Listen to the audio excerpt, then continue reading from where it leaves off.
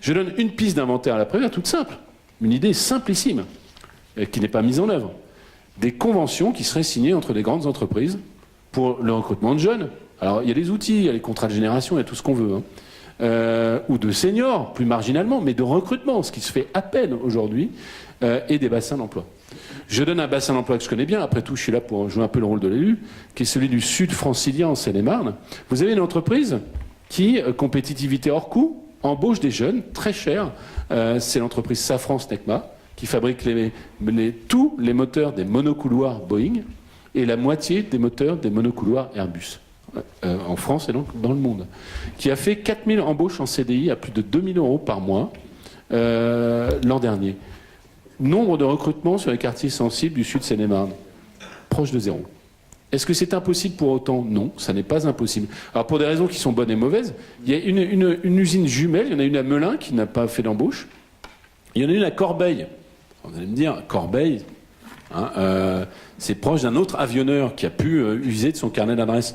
Eh bien, il y a un certain nombre de jeunes qui ont issus des quartiers, donc c'est l'entrée sur le marché du travail qui est difficile, qui ont pu rentrer. S'il n'y avait pas eu cette convention entre le territoire et la grande entreprise, il y a des moyens d'action des pouvoirs publics. Hein. C'est-à-dire que quand vous êtes une grande entreprise, vous avez besoin de routes, vous avez besoin d'un certain nombre d'infrastructures collectives.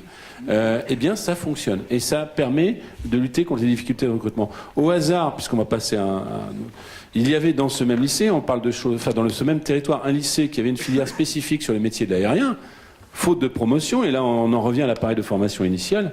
Il y avait 60 débouchés sur de la formation professionnelle, même pas en alternance, 60 débouchés directs en CDI, dans une filière d'un lycée professionnel. Sur l'ensemble de l'académie, ils ont réussi à faire 30 recrutements. Et au bout de 2 ans, ils ont fermé la filière.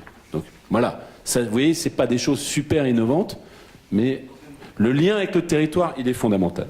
La deuxième chose, j'y viens, finalement, ça fait le lien, c'est la question de la formation. Formation initiale, évidemment, avec d'abord des choses qui sont toutes simples. Le dénigrement par rapport à un certain nombre de métiers et des filières scientifiques et techniques.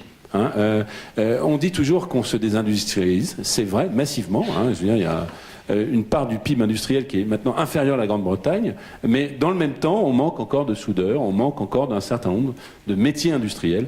Et il est de la responsabilité des acteurs. Alors là, c'est pareil, c'est pas des mots-clés, des mots valises, type X milliers de contrats pour des jeunes, etc. Mais c'est fondamental. Quant à la formation continue et la reconversion, alors là, j'ai envie de dire que, bien évidemment qu'il y a énormément de choses à faire. Je donne un exemple quand même, puisqu'il faut des bonnes pratiques, on le dit souvent. Pays de la Loire, une région formidable.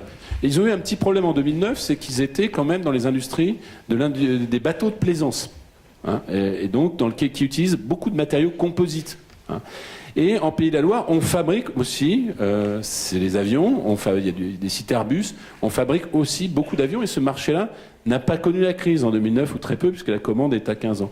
Eh bien, le conseil régional de Pays de la Loire a organisé, parce qu'il a l'appareil de formation, des reconversions depuis l'industrie de plaisance jusque les métiers des matériaux composites, beaucoup plus porteurs dans le secteur aérien. Et puis, après, la plaisance qui a été soutenue par les collectivités locales est repartie, et donc ça a permis de passer la transition de la crise. Bon, vous voyez, territoire, formation continue, mais formation continue, pas depuis Paris, territoire par territoire, avec des moyens souples de ceux qui sont les plus près du terrain, et là ça fonctionne, y compris les partenaires sociaux les plus près du terrain. Quand je dis les partenaires sociaux, c'est les employeurs, c'est pas simplement les organisations syndicales.